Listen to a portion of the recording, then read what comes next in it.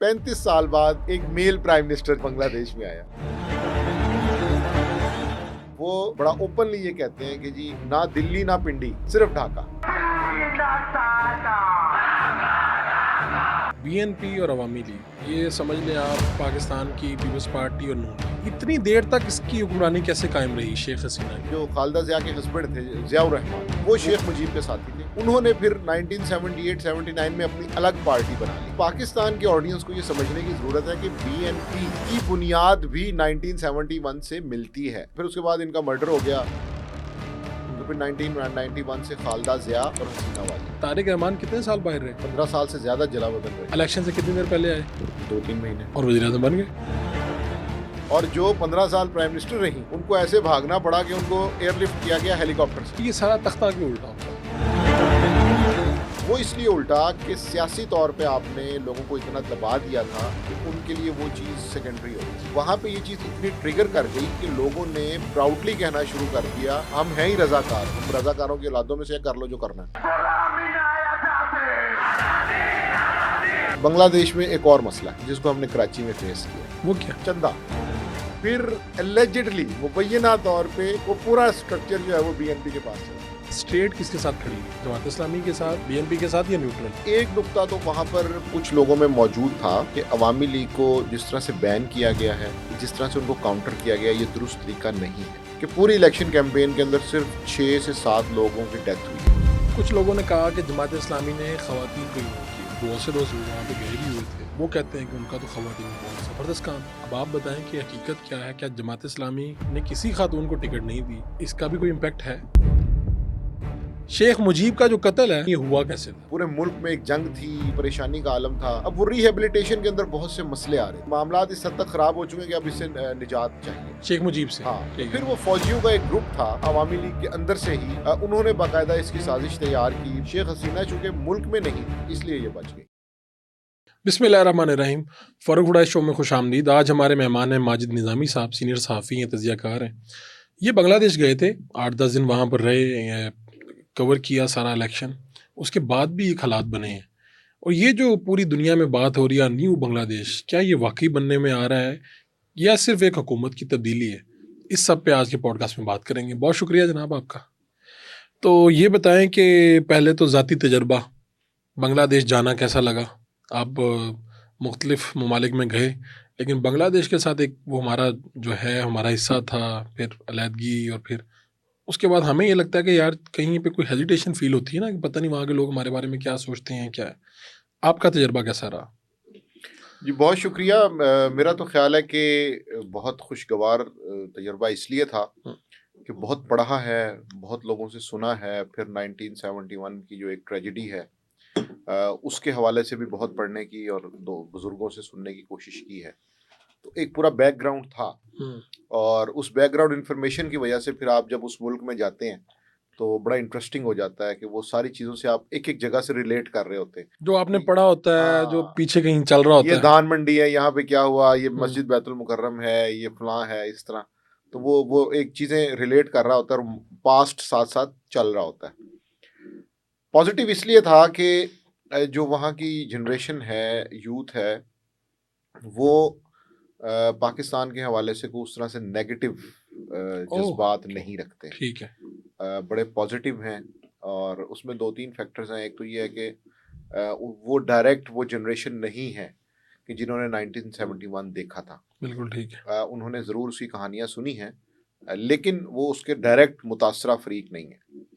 उन्होंने कहानी हाँ, सुनी यार, वो अब वक्त काफ़ी गुजर चुका है। अच्छा, ये दोनों तो रिव्यू हाँ, है, पाकिस्तान में भी और पाकिस्तान उधर में भी। भी। ठीक। और दूसरी वो बात ये करते हैं कि अब हमें फ्यूचर के बारे में सोचना चाहिए, हम्म। कि हमारे पास क्या शेयर्ड अपॉर्चुनिटीज़ हैं, किन मैदान में हम ताउन कर सकते हैं एक दूसरे से, और आगे बढ़ने की बात करनी चाहिए। तीसरा मामला ये है कि इंडिया का इन्फ्लुएंस जो पिछले 15-20 साल में रहा है वहाँ पे, उससे वो थोड़े तंग आ गए थे। वो हद से ज़्यादा था। हाँ, वो हद से ज़्यादा था। और वो इस मामले में बड़ा ओपनली ये कहते हैं कि जी ना दिल्ली ना पिंडी। अच्छा, हाँ, ये यानी हाँ, डिस्कशन में आई ये बात? डिस्कशन में आई है बात, ओहो। सिर्फ ढाका। इसका मतलब है कि वो कहते हैं भाई ना पाकिस्तान के साथ भी बराबरी की सतह पे ताल्लुकात, इंडिया के साथ भी ताल्लुकात बराबरी की सतह पे ऐसे। बिल्कुल ऐसा ही। और वो ये जब जितनी भी बात हो रही होती थी हम्म, पॉलिटिशियंस के साथ, सरकारी अफसरों के साथ या सियासी जमातों के ओहदेदार के साथ, ठीक है। वो पूरा एक हमें सिनेरियो देते थे कि इंडिया ने हमारे साथ ये किया, पाकिस्तान के लिए हम ओपन है, बड़ा फ्रेंडली काम चल रहा है। लेकिन वो साथ एक डिस्क्लेमर भी देते इस थे, चक्कर में ना रहना। हाँ, कि जो शिकायत हमें इंडिया से हैं वो हमें आपसे नहीं होनी चाहिए। जो हाँ, हमारी सॉवरेनिटी इंटेग्रिटी है उस पे कॉम्प्रोमाइज नहीं होगा। उसके बाद ताल्लुकात आप आगे बराबरी की सतह पे लेके चलें तो बिस्मिल्लाह, कोई एतराज नहीं है। ठीक है। सबसे पहले बांग्लादेश। हाँ, सबसे पहले बांग्लादेश। और दूसरी जो जमात थी उसका नारा था कि बांग्लादेश फॉर ऑल, और एक का नारा था सबसे पहले बांग्लादेश। बीएनपी का नारा था सबसे पहले बांग्लादेश। मैं मिक्स कर रहा अच्छा, हूँ। ठीक हाँ, ठीक। ये बताएं कि कहाँ कहाँ गए वहाँ पे आप? मैं मोस्टली ढाका में रहा। अच्छा। उसके बाद उनके 3-4 शहर हैं, वो मैंने विजिट किए। ऑल्दो हमें रिस्ट्रिक्शंस के बारे में बताया गया था, क्या एडवाइस किया गया था क्या कि जी सिक्योरिटी? सिक्योरिटी सिचुएशन की वजह से आप ढाका से बाहर ना जाएं तो बेहतर क्या है। किससे, यानी क्या डर था वो अ, थोड़ा सा खुल के डर अगर ये बता था सकें। कि अवामी लीग की गवर्नमेंट गई थी। हाँ। ख्याल ये किया जा रहा था कि इंडिया का इन्फ्लुएंस बहुत ज़्यादा है और हो सकता है कि कोई गुंडागर्दी या दंगे की कोशिश जो है वो इंतखाबी मुहिम को डिस्ट्रैक्ट करने के लिए या उसको मैं समझ, डिस्प्यूटेड बनाने के लिए की यानी जाए। हो सकता है कि यार जो गैर मुल्की आए हुए हैं साफी, हाँ, उनको किसी के एक के साथ भी अगर कोई मसला हो जाता तो वो बन जानी थी न्यूज़ इंटरनेशनल। बिल्कुल।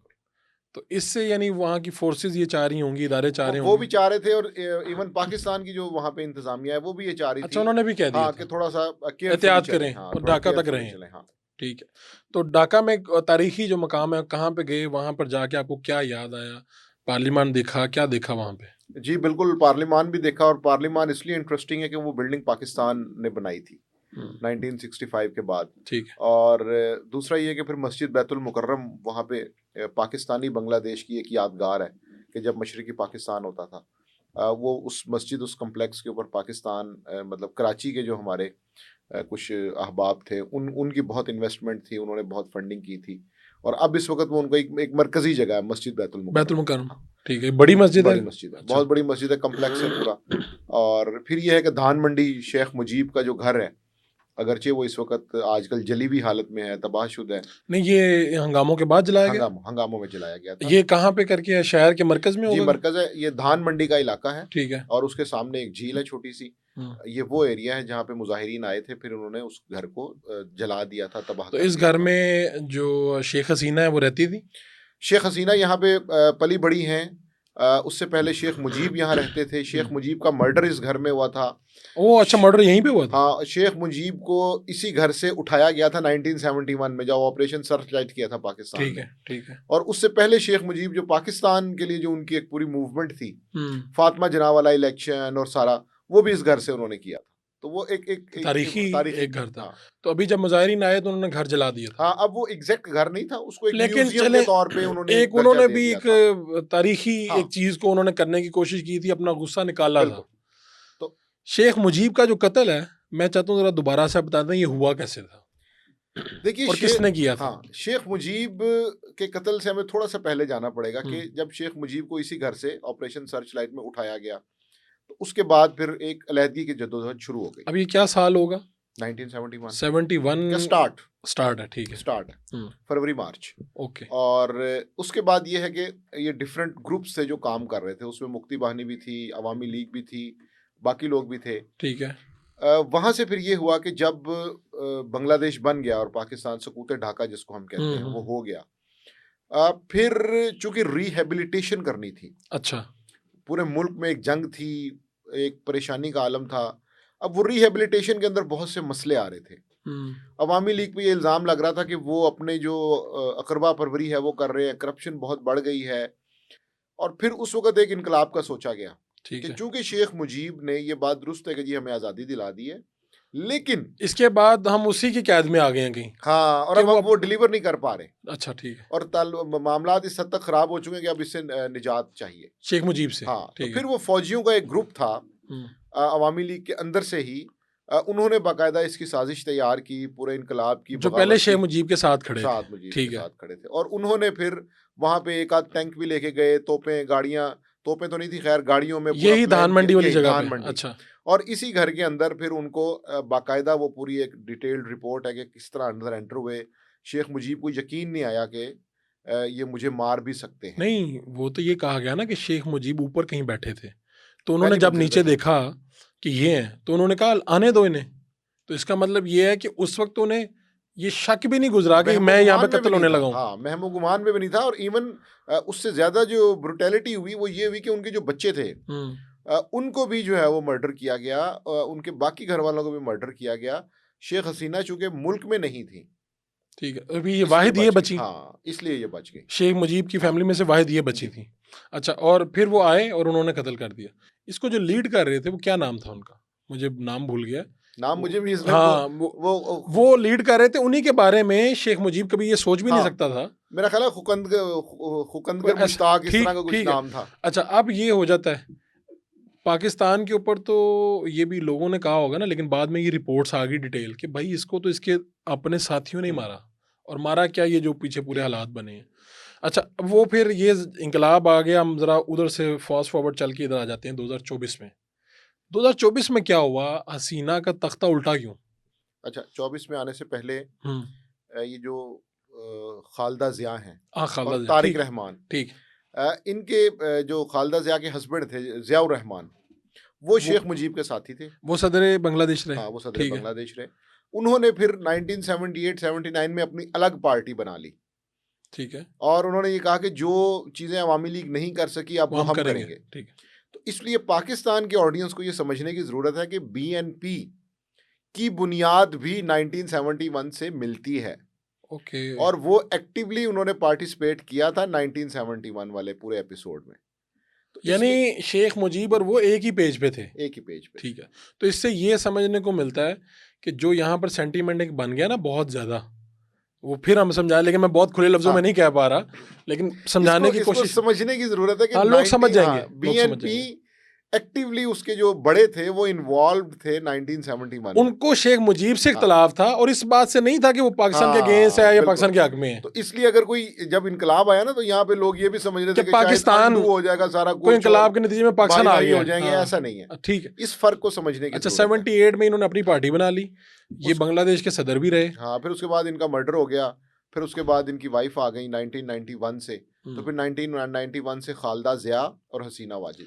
अच्छा, अब ये ये 35 साल हाँ यहाँ तक आते आते या खालदा जिया है या हसीना या है। हसीना वाजिद है, या दरमियान में निगरान हुकूमतें हैं छोटी ठीक छोटी छोटी। है, वरना तो ये दोनों खवातीन है हाँ, बस। तो इंटरेस्टिंग फैक्ट ये है कि 35 साल बाद एक मेल प्राइम मिनिस्टर जो है मिला वो बांग्लादेश में आया। इंटरेस्टिंग है हाँ बहुत। तो अच्छा, और जो खालदा जिया हैं, इनकी जब गवर्नमेंट आती है 91 में, 91 तो तब जमात इस्लामी भी इनके साथ गवर्नमेंट में शामिल होती है।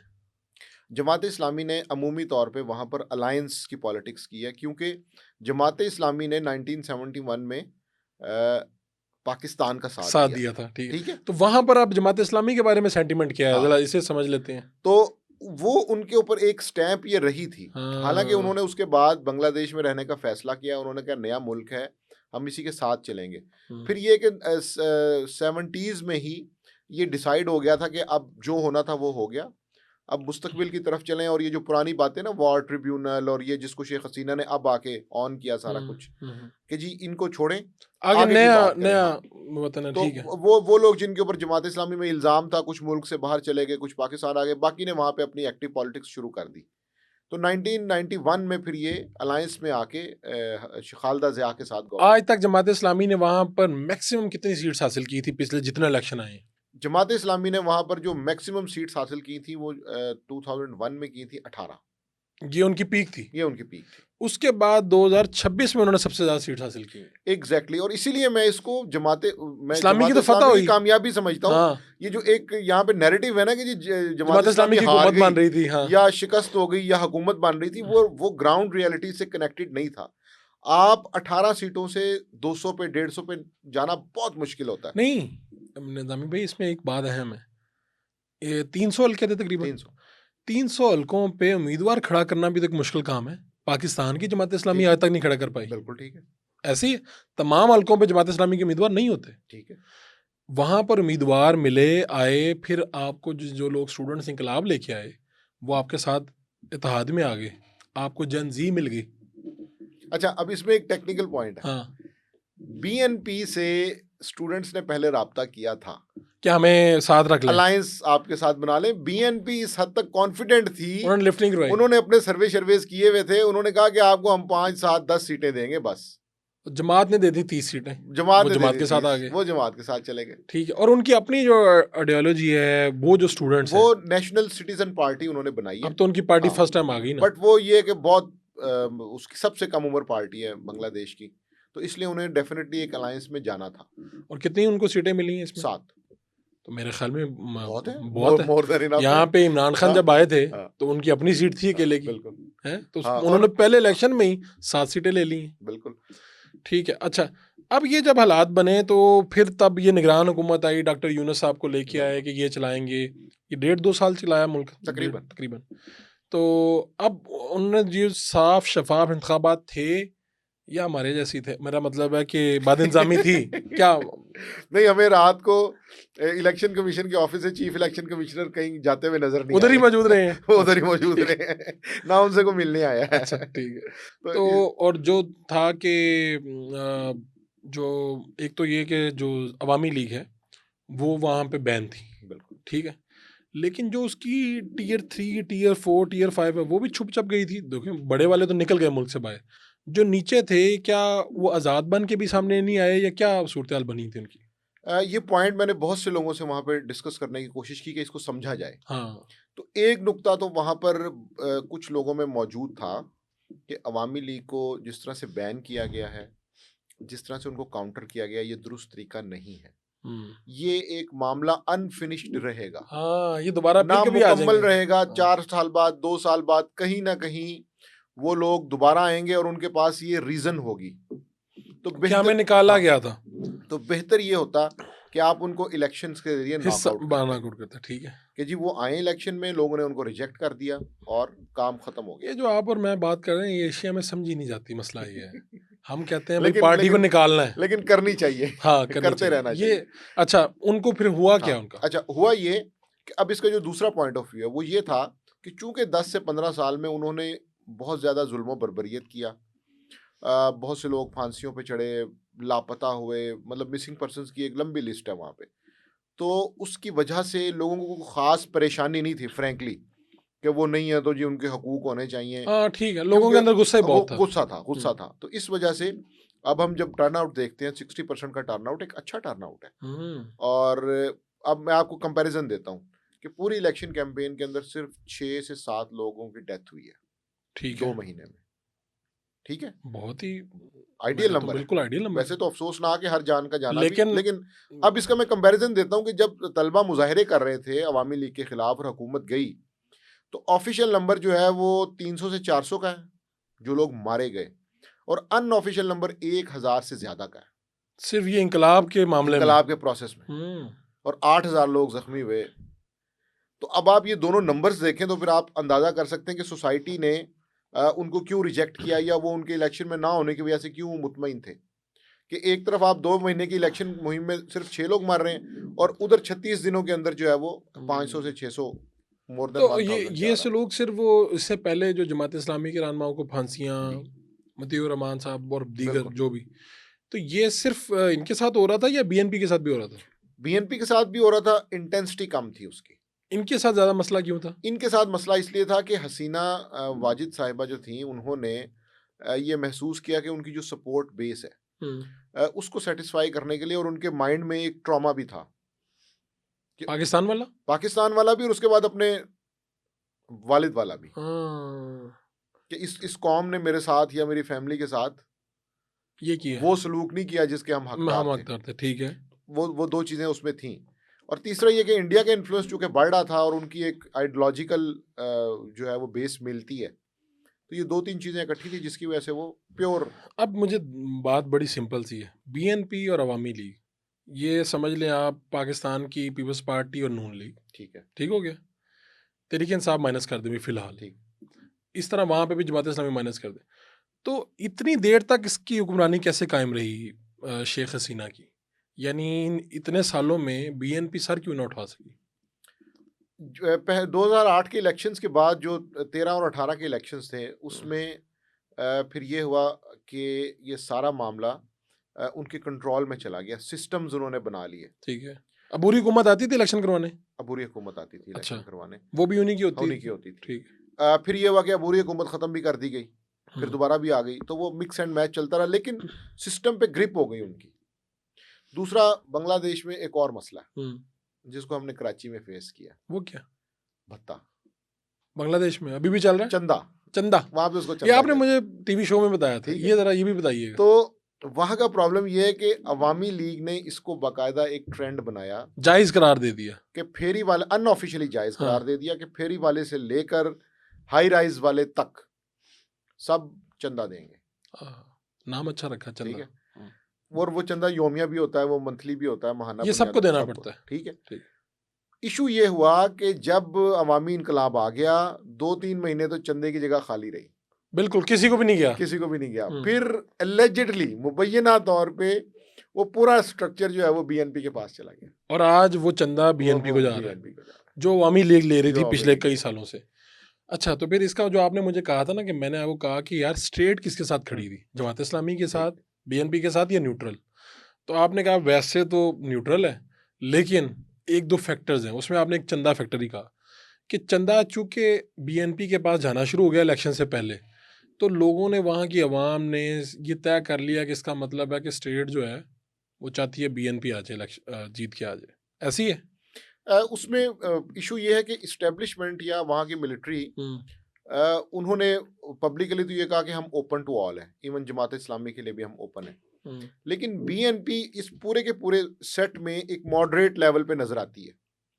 एक तरफ जमात इस्लामी है और एक तरफ अवामी लीग है, तो उसका जो सेंटर बनता है वो बीएनपी था। एक्सपीरियंस पार्टी भी है, आइडियोलॉजी के अंदर भी सेंटर में आ रही है, और उनका इन्फ्लुएंस भी बैकग्राउंड है, स्ट्रक्चर भी है। तो आप लोगों को, या वहाँ पे जो साफी गए थे पाकिस्तान से, आप लोगों को कब शक पड़ना शुरू हुआ कि जमात इस्लामी हुकूमत बना रही है? कोई ऐसा शक पड़ा? मुझे तो पहले दिन से कोई पहले शक दिन नहीं से था। आपको नहीं था? मैं बिल्कुल तो क्लैरिटी फिर में क्या था। हुआ ढाका में? क्या कोई इनकी कैंपेन बहुत जबरदस्त चल रही थी, या सोशल मीडिया पे ज्यादा चल रही थी, या क्या है? ये पॉइंट है। हाँ। जमात इस्लामी बांग्लादेश का सोशल मीडिया बहुत स्ट्रांग है, अच्छा, और सोशल मीडिया उन्होंने कैप्चर किया हुआ था, तो इसलिए जो मोबाइल खोलता था उसे लगता था कि जमात इस्लामी हुकूमत बना रही है। एड्स आ रहे हैं, उनकी वीडियोस आ रही हैं, इन्फ्लुएंसर्स ने उनके हक में बयान दिए हुए हैं, वीडियोस रिकॉर्ड करवाई हुई हैं, और इस चीज़ को बीएनपी के कुछ लोगों ने माना भी कि हमारे पास वो ताकत नहीं है सोशल मीडिया पे जो जमात इस्लामी के पास है। जमात इस्लामी तो फिर वहाँ की पीटीआई होगी और फिलहाल बिल्कुल। और ये बात मैंने जमात इस्लामी के लोगों से पूछी, ठीक उनके है, मरकजी दफ्तर में, तो उन्होंने आगे से कहा कि ये तो फिर हमारी कॉम्पिटेंस है, अगर ठीक हमारे है, मुखालिफ कह रहे हैं कि भाई ये सोशल मीडिया पे छाए हुए हैं आगे। लेकिन हाँ, वो जो सोशल मीडिया का नंबर है और जो ग्राउंड का नंबर है, उसमें बहुत डिफरेंस है। हाँ, उसको मेरा ख्याल है चेक करना ये एक जर्नलिस्ट का काम है। कुछ लोगों ने कहा कि जमात इस्लामी ने ख़वातीन को इग्नोर किया। दोस्त से दोस्त यहाँ पर बैठ के जो वहाँ पे गए भी हुए थे, वो कहते हैं कि उनका तो ख़वातीन में बहुत ज़बरदस्त काम है। अब आप बताएं कि हकीकत क्या है? क्या जमात इस्लामी ने किसी खातून को टिकट नहीं दी? इसका भी कोई इम्पैक्ट है? 100% हुआ हुआ है? हुआ है। अच्छा, और तो जब ये हिंदुओं को दे रहे थे टिकट्स, बैलेंस करने के लिए आप देते हैं ना, पाकिस्तान में भी लोग करते हैं। जेयूआई सिख उनको सबको करती है, अकलियतों को सीट देती है, आगे लेके आती है। क्यों लेके आती है? देखिए, यही जमात इस्लामी बांग्लादेश का प्रॉब्लम है। नंबर 1, आप अगर उनकी वो जो 60-65 लोग जीते हैं, अगर आप उनकी सबकी पिक्चर्स देखें तो सबकी ऐसे लंबी दाढ़ियां हैं। 8 से 10 होंगे कि जिनकी छोटी दाढ़ियां, या ये जिस तरह हमारी, ठीक है, उनको देख के दूर से पता चल जाता है जमात इस्लामी की प्रॉपर एक मौलाना है या मौलवी है। ठीक है। दूसरी बात, फीमेल्स में उनका नेटवर्क बहुत अच्छा है। ये चीज़ मैंने वहाँ की इलेक्शन कैंपेन में भी नोट की, और पोलिंग स्टेशंस के ऊपर और वो जो बाहर कैंप्स होते हैं उनमें भी उनकी प्रेजेंस अच्छी थी। लेकिन ये जो एक मजहबी कॉन्सेप्ट है ना कि ख़वातीन का काम है कि वो ज़रा घर का काम, और उनके अमीर का मैंने इंटरव्यू सुना ना, तो जब उनसे वो जर्नलिस्ट सवाल पूछते हैं अल जजीरा, तो वो कहते हैं कि भाई बस वो हम उनके लिए ये कर रहे हैं, यानी उनकी जो लीव होती है वो एक्सटेंड कर देंगे, फलां कर देंगे। लेकिन इस सवाल का जवाब नहीं था कि टिकट क्यों नहीं दिया। अब आप फॉर एग्जांपल इधर इस इलेक्शन में मुस्लिम लीग नून ने ये किया था ना कि सिंध की सारी सीटों पे ख़वातीन को टिकटें दे दी थी।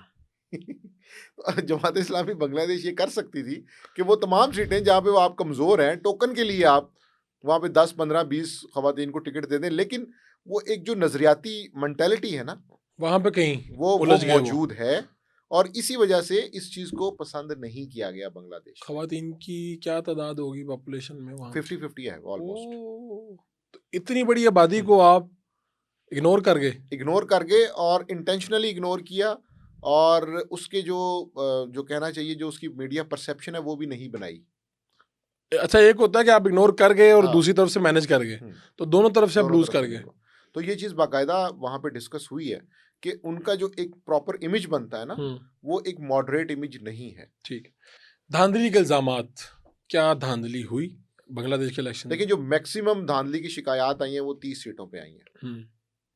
तो इससे आप अंदाजा कर सकते हैं कि ये तो कुछ नहीं है। 300 में से 30 का मतलब है कि 10% के ऊपर और शिकायत है। जो हुकूमत ना बनाने वाले और हुकूमत बनाने वाली पार्टी, उनके जो नंबर डिफरेंस बहुत बहुत ज़्यादा है, ज्यादा है। बहुत ज़्यादा है। 30 हल्के जो हैं वो एक डिफरेंस, इतना बड़ा डिफरेंस नहीं है। हाँ, क्योंकि देखिए एक साइड पे 210 है, एक साइड पे 77 है, अगर अलायंस को मिला लें तो। और अगर उसमें से 210 में से 30 निकाल के इधर भी डाल दें तो ये बन जाएगा 110 या ठीक। 105, 110। तो वो इशू नहीं है। लेकिन इस पे मेरा ख्याल है कि जो दोनों बड़ी जमातें थी उन्होंने बड़ी रिस्पॉन्सिबिलिटी का मुजाहरा किया। उन्होंने उस रात पर्टिकुलर कॉन्स्टिट्यूंसीज की बात की है कि जी यहाँ पे रीपोलिंग होनी चाहिए, यहाँ पे नहीं होनी चाहिए, यहाँ पे मसला हुआ है। अच्छा। उन्होंने वो अमूमी जो एक बयान दागे जाते हैं ना कि और धांधली प्रैक्टिकल नहीं, कुछ नहीं होता। धांधला हो गया हाँ। तो इलेक्शन को नहीं मानते, ऐसा कुछ नहीं हुआ। ओह। और एक और जो इसमें मैं चीज़ ज़रूर बताना चाहूँगा कि इंतहाई दानिशमंदी और अक्लमंदी से उन्होंने रिजल्ट्स को सुना है।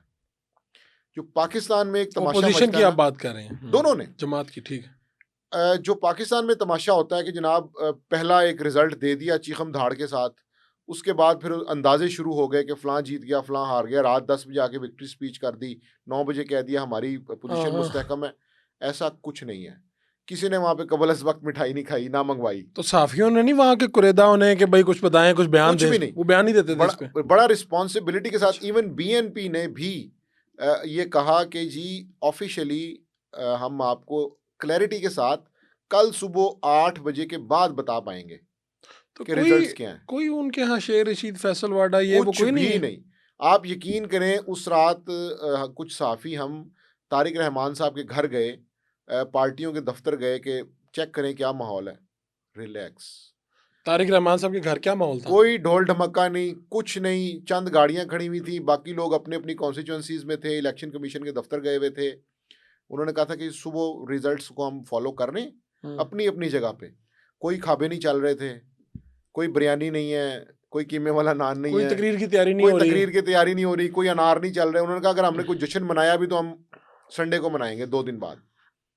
तो इस चीज़ से मेरा ख्याल है पाकिस्तान को सीखना चाहिए बड़ी मैच्योरिटी वहाँ कि पे, उस रात कोई इस तरह का दंगा नहीं वो किया जो उन्होंने, अगले दिन भुगतना पड़ता है। अगले दिन भुगतना पड़े। तो अगर कंपैरिजन करें, आप जो लीडरशिप वहाँ पर मौजूद है, अब शेख हसीना तो आउट हैं फिलहाल, इसलिए हम उन पे बात नहीं कर सकते उस तरह से, लेकिन डॉक्टर शफीकुर रहमान और तारिक रहमान, इनकी पर्सनालिटी का कोई कंपैरिजन वहाँ पे आपको ड्रॉ कर सकते हैं, जो आपने देखा या लोगों से बातें सुनी ये वो?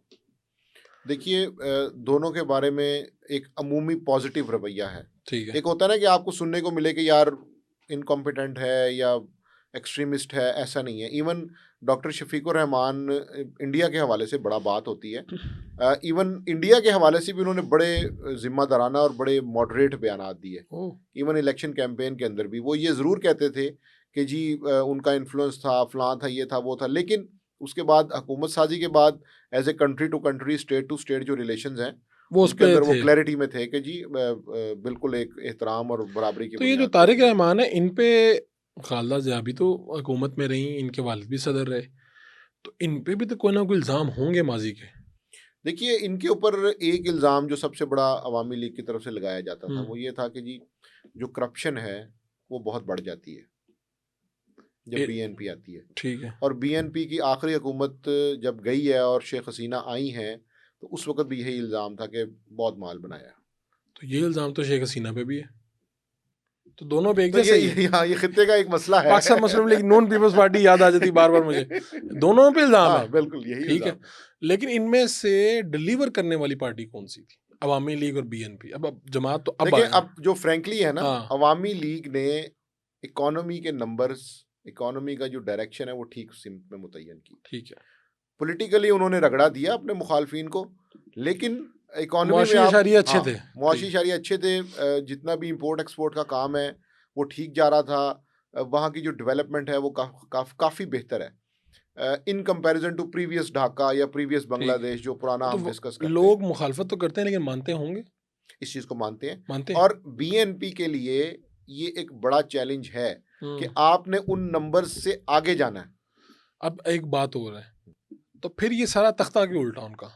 वो इसलिए उल्टा कि सियासी तौर पे आपने लोगों को इतना दबा दिया था कि उनके लिए वो चीज़ सेकेंडरी हो गई। बात तो कहीं मेरे ख्याल कोटा सिस्टम से शुरू हुई थी, कोई मुतालबा ऐसा था। बिल्कुल। अब ये जो हम बात कर रहे थे ना 1971 की, कोटा सिस्टम क्या था कि वो तमाम फैमिलीज जिन्होंने 1971 में बांग्लादेश के लिए सेक्रीफाइस किया, ठीक है, उनकी औलादों को कोटा मिलता था, यानी जॉब्स के अंदर, अपॉर्चुनिटीज के अंदर हर जगह पे उनका हाँ, कोटा था। ठीक। उनको क्या यानी कहते होंगे कि जिन्होंने उस वक्त शोधा होंगे हाँ हमारे, शोधा, उनके ठीक, जो शोधा थे कि जी उनकी फैमिली है, ये सर्टिफिकेट चाहे है। उनकी तीसरी हाँ, नस्ल है, जो भी है, ठीक ठीक है। है। अब इस चीज से लोग तंग आ चुके थे।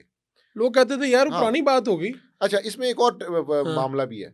एक तो ये था, यहाँ तक रहता तो ठीक था, जो लोग उसके खिलाफ एहतजाज करते थे या उसको डिसलाइक करते थे उन पे ये इल्ज़ाम लगाया जाता था कि आपकी जो आबा थे वो 1971 के गद्दार हैं। यानी आपकी पाकिस्तान हाँ, से हाँ, एसोसिएशन है, वो जो उनने कहा कि रजाकार हैं आप। हाँ, हाँ, तो ये जो गद्दारी वाला फैक्टर है ये वहां पे भी बेचा गया कि भाई हाँ, आप तो बांग्लादेश के साथ मुखलिस ही नहीं है। ठीक तो है। वो इस हद जिस तक, तरह हम यहाँ पे हाँ किसी पे इल्जाम लगा देते हैं कि तुम हाँ, इंडिया के साथ हो, इंडियन एजेंट हो, ठीक है, तो वहां पे ये चीज इतनी ट्रिगर कर गई कि लोगों ने प्राउडली कहना शुरू कर दिया, कि वो हाँ, जो अमी कोई तुम्ही कोई रजाकार रजाकार के, हाँ, हम हैं ही रजाकार, हम रजाकारों की औलादों में से कर लो जो करना है। वो यानी वो चीज लोग इतनी तंग ट्रिगर आ कर गए। गई, हाँ हाँ, ट्रिगर कर गई वो चीज। तो यही फिर उनका जाने का सबब बना। हाँ वो 36 डेज की एक अवामी तहरीक चली वहां पे स्टूडेंट्स की, वहां से वो मामला ठीक, चलते चलते इवन ढाका आ अब गया। ये बताएं कि जो बंगला का मीडिया था, अवामी लीग की क्या उसके ऊपर चीज़ें चलती थीं या बैन थी, या हसीना ने कोई वहाँ से बैठ के कोई मैसेज दिया इलेक्शन के हवाले से, कोई तबसरा, कोई तकरीर, कुछ किया कि नहीं किया? देखें शेख हसीना वैसे भी लो प्रोफाइल हैं जब से इंडिया में गई हैं। ऑफिशियली अवामी लीग के जो भी बयानात आ रहे थे, एक तो उनकी तादाद कम थी, दूसरा ये कि वो रिपोर्ट हो रहे थे। रिपोर्ट हो रहे थे। हाँ, क्योंकि उनका जो एक स्लोगन आया था कि नो वोट विदाउट वोट, क्योंकि नो, वोट उनका उनका निशान था ठीक इंतखाबी, है, तो ये बाकायदा वहां पर, कि भाई अगर हाँ हम नहीं तो फिर हाँ कुछ नहीं। हमारा, इसीलिए उन्होंने पूरे इलेक्शन प्रोसेस में हिस्सा नहीं लिया। लेकिन उनके वोटर ने वोट किसको किया? ये पॉइंट जो है बिल्कुल इलेक्शन से पहले डिस्कस हो रहा था कि वो या तो घर बैठेंगे या वो बीएनपी की लेकिन तरफ टर्नआउट जाएंगे। देख के लगता है आपको घर बैठे हैं वो? नहीं, उनमें से कुछ लोग निकले हैं, उन्होंने जमाते इस्लामी की मुखालफत में बीएनपी बीएनपी को को वोट वोट दिया। दिया, तो बीएनपी को हाँ, पता था कि ये फायदा हमें मिलना हमें है, मिलेगा। इसलिए वो खामोश हाँ, बैठी हुई थी। तो मेरी एक जमात इस्लामी के साहब से इस मामले में बात हुई, तो उन्होंने कहा कि हमें उम्मीद है कि अवामी लीग हमें वोट देगी। क्यों? तो मैंने कहा जी क्यों? कहते हैं हम इंतकामी सियासत पे यकीन नहीं रखते। तो उनको मैंने कहा उनको कैसे यकीन दिलाएंगे? मैंने कहा ये एक अच्छा सियासी बयान तो हो सकता है, लेकिन रियलिटी में चीजें लेकिन थोड़ी कहीं ना कहीं मुख्तलिफ हैं। अवामी लीग के वोटर को ये पता अंदाजा तो होगा, बीएनपी के वोटर को भी, कि ये दोनों जमातें बहरहाल रहने वाली हैं और इक़्तिदार में रही हैं। ये होता है ना, जिस तरह बिल्कुल। मैंने देखा ना कि आज के जो वज़ीर आज़म हैं, तो जब इनकी कोई रिहाई हुई तो इनको जो लेके आया था ना बंदा, पुलिस वाला, उसने सबसे पहले मुबारकबाद दी थी उनको अदालत में। मुझे वो भुट्टो साहब की वो जो किताब है रफ़ी साहब वाली जो उन्होंने लिखी, क्या आखिरी अय्याम उनके भुट्टो साहब के, तो वो बातें याद आ गई कि उनको जो उनके साथ थे उनको लगता था ये किसी दिन भी बाहर निकलेगा और वज़ीर आज़म बन जाएगा, जो कि खान साहब के बारे में भी लगता है आज। बिल्कुल। ठीक है ना, उनको हाथ लगाना मुश्किल काम है। ये हमारे यहाँ कल्चर है कि जो पार्टी रहती है उसका कोई पता नहीं चलता। अब तारिक रहमान कितने साल बाहर रहे? 15 साल से ज्यादा जला वतन रहे। ठीक है, इलेक्शन से कितनी देर पहले आए 2-3 महीने। और वज़ीर आज़म बन गए। और जो 15 साल प्राइम मिनिस्टर रही, उनको ऐसे भागना पड़ा कि उनको एयरलिफ्ट किया गया हेलीकॉप्टर से, यानी रोड से भी नहीं जाना नहीं पड़ा, जा सकते थे। नहीं जाना पड़ा। तो ये तो ऐसे लगता है जैसे पाकिस्तान की कहानी है। हाँ हाँ, ये सब कॉन्टिनेंट के अंदर हमारी बहुत सी चीजें बड़ी कॉमन है। तो इसलिए यहाँ पे लोग हाँ, कहते हैं फलाने यार इसको कुछ नहीं कहना, कोई पता नहीं हो कल सकता को है हुकूमत दोबारा में आ आ जाए। जाए। ठीक है, तो कहानी बड़ी मिलती जुलती। हाँ, ये बताएं कि जो इनकलाब आया और फिर एक रेफरेंडम रखा गया, 2 पर्चियाँ रखी गई, एक वोट वाली और एक रेफरेंडम वाली, उसके रिजल्ट्स क्या आए, उसमें मुतालबात क्या थे, और फिर अब इन्होंने इनकार कर दिया। तो ऐसे लगता है जैसे जमात के साथ वो जो स्टूडेंट महाज है उनकी पार्टी के साथ ये कोई हाथ हो गया। ये इम्पोर्टेंट इसलिए है कि पूरे इनकलाब के बाद उसको एग्जीक्यूट किस तरह किया जाए। आउटकम ये थी कि एक नेशनल कंसेंसस कमीशन बना। ठीक है। उसमें तमाम जो अहम लोग थे या मुतफिका तौर पे वो आए।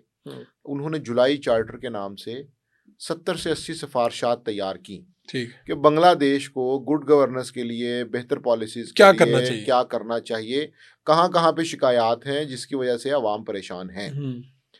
उसमें स्ट्रक्चरल चेंजेस भी थी, अदलिया, पुलिस, ईच एंड एवरीथिंग, हर एक के बारे में उन्होंने रिकमेंडेशंस दी कि इनको ऐसे होना चाहिए। और फिर उसके ऊपर जब इलेक्शन कैंपेन थी तो उसमें एनसीपी ने और जमात इस्लामी ने तो बड़ी शद्दोमत से उसकी हिमायत की, क्योंकि उनका तो ये नारा था, इसी वजह से वो वापस आए हैं।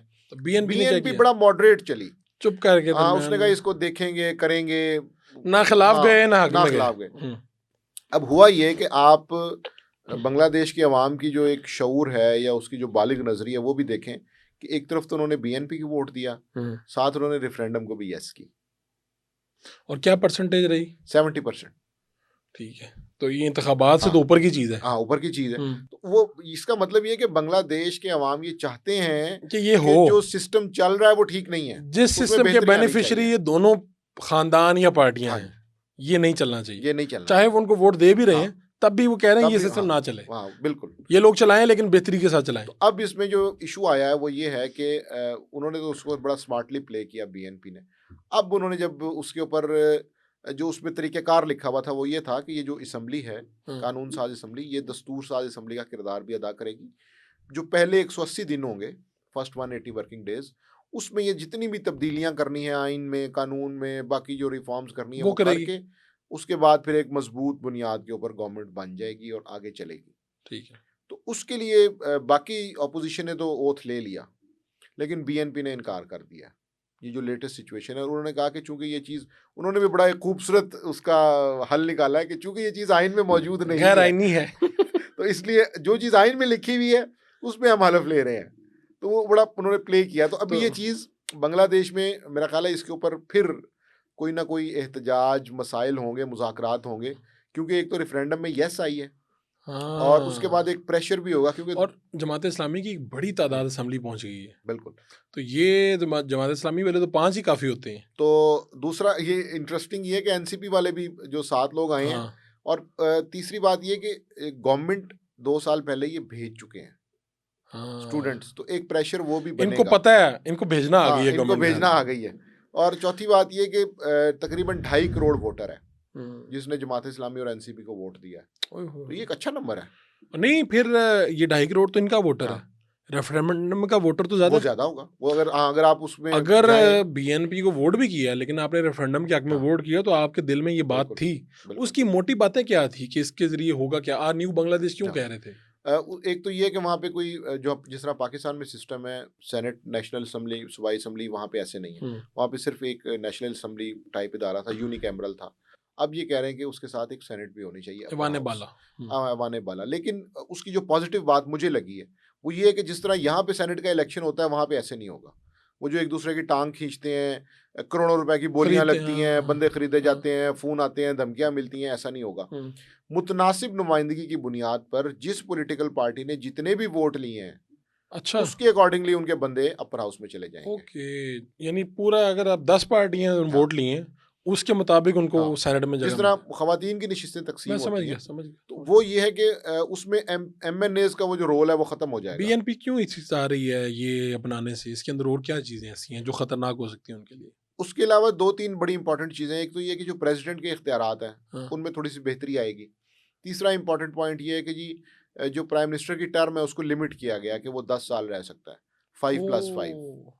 मेरा ख्याल सबसे बड़ी खराबी तो यहीं सबसे बड़ी खराबी है। मेरा ख्याल तारिक साहब ये सोचते होंगे कि जब मेरी बारी आई है तो अब ये कह रहे हैं कि जी 10 साल रहना। और चूंकि इन खानदानों की तो एक रवायत रही है ना कि भाई 20 साल मैं हूँ, 15 साल मैं हूँ, तो इसका फायदा तो सिर्फ जमात इस्लामी को और ये स्टूडेंट्स वालों को हो सकता है। हाँ, कि जो डायनेस्टी उस पे नहीं रखते तो मेरे ख्याल में ज्यादा बड़ा मसला इस पे होगा और बाकी नीचे चीजें होंगी। तो सेनेट का इख्तियार क्या होगा वहाँ पे जो बनेगी नया सेनेट? वो जब उसमें 2 ऐवान बन जाएँगे, तो उसमें फिर कानून साज़ी, जिस तरह हमारे यहाँ पे एक प्रोसेस होता है कि जी ठीक आपने है। इधर से भी पास करवाना है, वहाँ से भी पास करवाना है, तो वो एक चेक रखा जाएगा। इंतखाबी झलकियाँ अगर आप हमें बताएँ जो इंटरेस्टिंग आपको कोई चीज़ लगी जब आप वहाँ पे इलेक्शंस में देखने गए तो आपने कहा यार ये पाकिस्तान से बंदा रिलेट करता है, आप जहाँ से आए होते हैं, तो क्या मुख्तलिफ था? सबसे अच्छी बात ये है कि आप इंडिपेंडेंट कैंडिडेट नहीं बन सकते। अगर हाँ, अगर आपने इंडिपेंडेंट कैंडिडेट बनना है, तो आपको पहले बताना पड़ेगा कि आपने उस कॉन्स्टिट्यूएंसी के 1% वोटर्स जो हैं वो आपके साथ हैं। वो कैसे बताएँगे? आपने पूरी लिस्ट देनी है, हाँ, उनके नाम देने हैं, उनके आईडी कार्ड नंबर देने हैं, उनका पता देना है। मैंने एमएन खड़ा होना है और आज़ाद। 5 लाख आज़ाद मैंने खड़ा होना है, 5 लाख वोटर है मेरे हल्के का। अब मैंने कितने लोगों की लिस्ट देनी है? मैं मैथ में इतना को अच्छा नहीं नहीं, हूँ, वो लेकिन मैं बता रहा हूँ ना, हाँ, ये एक अच्छी खासी बड़ी हाँ, तादाद है। बिल्कुल। उनके साइन देने हैं। उनके साइन देने हैं, उनके नंबर, नाम, पता। तो ये तो आज़ाद उम्मीदवार बनना बड़ा मुश्किल काम है वहाँ पे। इसका मतलब ये है कि सिर्फ सीरियस कैंडिडेट जो है, वो वो आएगा, इलेक्शन में जो आए। वाक़ई टाइम ना ज़ाया करें। वो जो हमारे यहाँ पे लिस्ट होती है ना, 18 कैंडिडेट हैं जी। सर 34 कैंडिडेट होते हैं और होता क्या है नीचे वाले को 60 मिले हैं वोट, हाँ, ऊपर 65, 5 70। लाख वाले हल्के से हाँ। 70 वोट मिले हैं, 100 मिले हैं, 200 मिले हैं। कईयों की ज़मानतें हुँ। ज़ब्त होती हैं, लेकिन उनका दिल करता है बस कहीं पे गूगल करें तो इलेक्शन में हमारा हाँ। नाम आए, हमने इलेक्शन तो कॉन्टेस्ट किया था। 5 लाख की अगर कॉन्स्टिट्यूएंसी है, तो उसमें से 5,000 बंदा आपने शो करवाना, साइन किस ये साइन थे के कि साथ। भाई ये मैं हाँ, जानता हूँ इनको। मैं इनको जानता हूँ और ये मुझे जानते हैं, आप इनसे वेरीफाई कर लें ओके, कि जी हमने भी इधर बड़ा वोट देना ज़बरदस्त है। सिस्टम है। तो इसकी अच्छा, वजह से वो ना ऑटोमैटिकली एक चीज़ फ़िल्टर हो जाती है ये कि सीरियस कैंडिडेट ही सीरियस है, कैंडिडेट मज़ाक आएगा वाला काम इलेक्शन नहीं में, है। मज़ाक वाला काम नहीं आएगा। तो अच्छा, ये चीज़ सबसे इंटरेस्टिंग है। उसके बाद फिर ये है कि पार्टीज़ के जो अलायंसेस हैं, वो बड़े इंटरेस्टिंग होते हैं कि जो बड़ी पार्टीज़ हैं वो ज़्यादा हैं, सॉरी कम हैं, जो छोटी पार्टीज़ हैं वो बहुत ज़्यादा हैं, तो वो फिर कोशिश करती हैं कि वो किसी के साथ अलायंस में मिल चले जाए। जाएँ।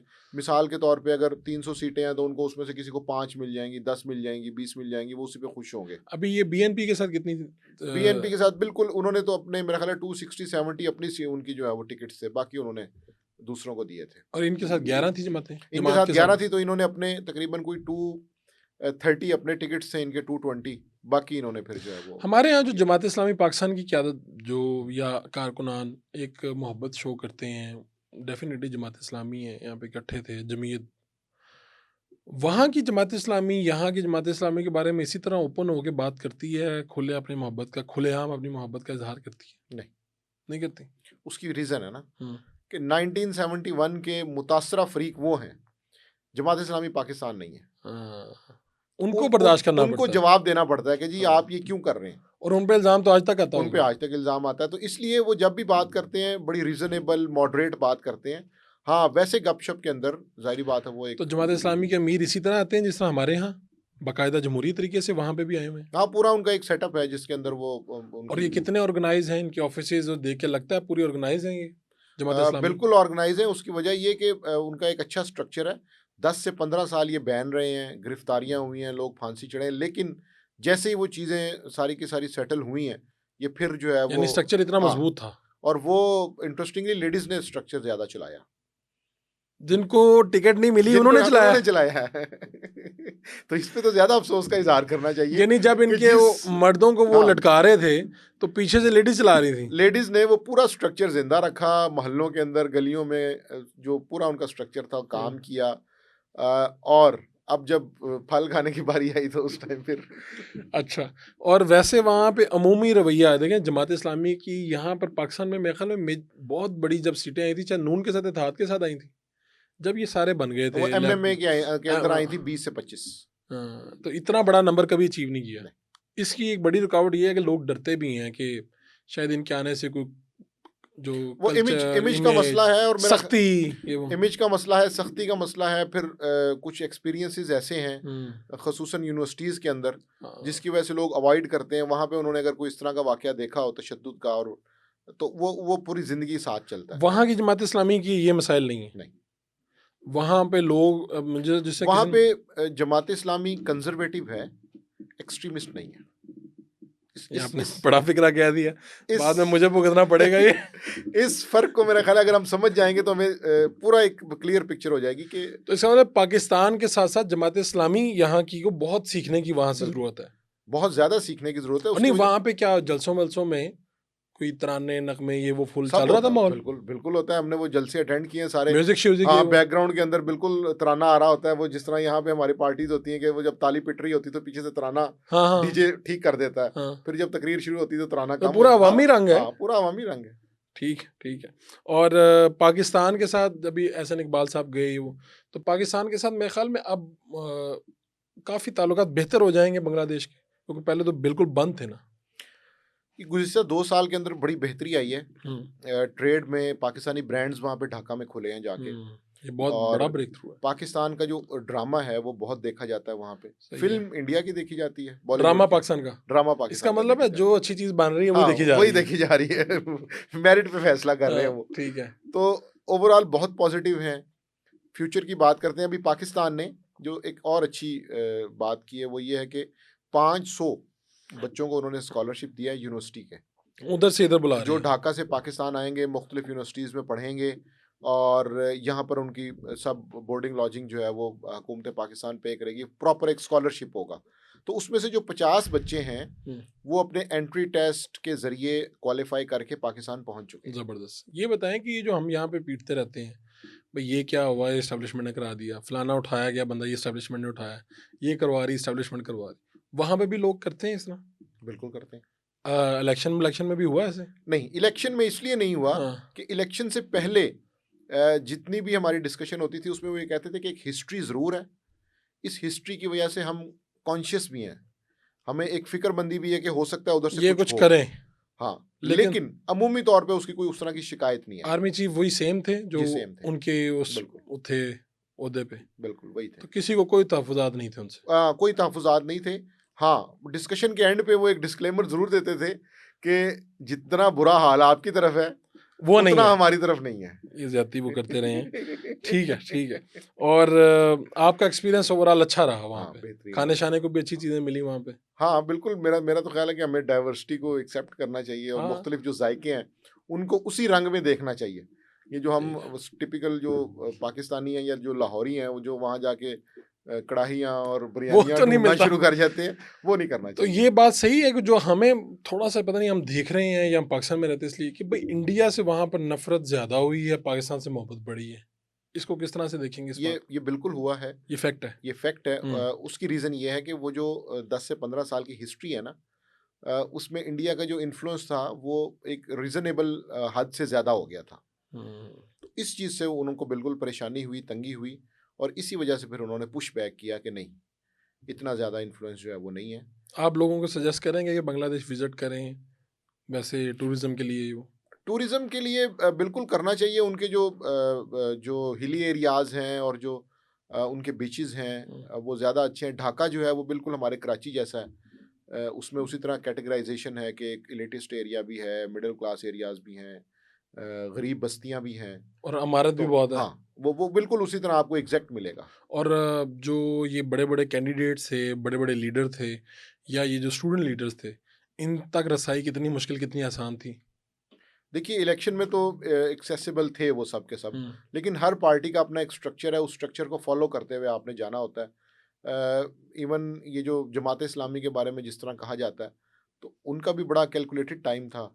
उन्होंने बिल्कुल स्पेसिफिकेशंस के साथ किया हुआ था कि जी इस लेवल के जो लोग हैं वो उन ओहदेदारों से मिलेंगे। अमीर तक पहुंचना जो है वो बाकायदा मुश्किल था, जिस तरह बीएनपी में पहुंचना मुश्किल था। तो उन्होंने कैटेगराइजेशन की हुई थी कि जो जर्नलिस्ट हैं उनको ये लोग डील करेंगे, पॉलिटिकल लोगों को ये लोग डील करेंगे, तो पूरा एक सिस्टम के और तहत। प्रोटोकॉल वगैरह हमारी तरह ही था? जिस तरह से तारिक रहमान या शफीकुर रहमान साहब अब बड़ी 2 पार्टियों के सरबराह थे, तो इनका कोई सिक्योरिटी, हटो बच्चों, ये वो पूरा माहौल था? नहीं, पाकिस्तान जैसा प्रोटोकॉल तो फ्रैंकली वहाँ पे नहीं देखा। अच्छा। बिल्कुल सिक्योरिटी उनकी थी, हूटर्स भी थे, लेकिन सड़क बंद करवाना या फास्ट लेन में चलना, वो बिल्कुल वहाँ पे नहीं था। हुँ, ये हमने ज़रूर देखा है कि वो जिस तरह हम ट्रैफ़िक में फँसे हुए हैं, इस तरह वो भी ट्रैफ़िक में फँसे हुए हैं। तो फिर तो तो बराबरी हाँ, का एहसास होता है हाँ, एक तरह। तो ढाका के अंदर ये चीज़ थी क्योंकि वहाँ पे ट्रैफ़िक का प्रॉब्लम है। तो वो ये चीज़ नहीं देखी कि जी आपने ग्रीन सिग्नल, एक पॉलिसी होती है, एक फिर प्रोटोकॉल में ये होता है कि आपने फास्ट लेन जो है वो खाली रखनी है, ऐसा कुछ नहीं खुद था। ढाका से ज़्यादा सीटें किसने निकाली हैं? बीएनपी ने निकाली, बीएनपी ने निकाली। जमात इस्लामी को भी मिली है वहाँ से 5 सीटें जमात इस्लामी की हैं और एक जो एनसीपी की, मतलब 6 सीटें 6 उनकी सीटें वहाँ इन्होंने पर। निकाली हैं, बाकी कुल क्या हाँ। थी उसकी सीटें? मेरा ख्याल है कि जो ढाका डिवीजन है उसमें तो ज़्यादा थी 40, लेकिन जो ढाका शहर है उसी को 15 से 20 के दरमियान तो फिर मेजोरिटी उन्हीं के पास। मेजॉरिटी उनकी। आपका बहुत बहुत शुक्रिया जनाब, बड़ा अच्छा लगा।